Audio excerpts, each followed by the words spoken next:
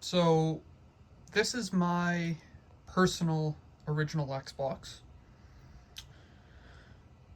Thanks to the work of some incredible people, they were able to reverse engineer the original Xbox Live, which is amazing.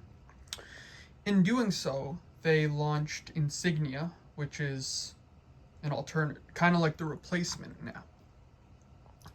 If you've had a chance to use it, it's absolutely incredible, and they deserve to be supported for this incredible work and the initiative they took to ensure people could enjoy online gaming even on the original hardware.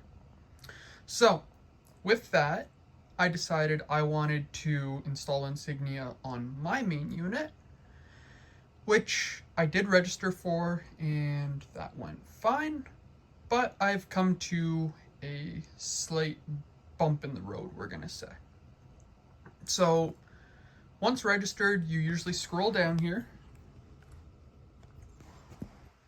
to Xbox Live, click A on it, and it takes you here to this screen. So you can either do new account or account recovery. And herein lies the problem. When I click new account, spinning, and we crash. So I've been dealing with this problem for roughly 9 months now, 10 months maybe.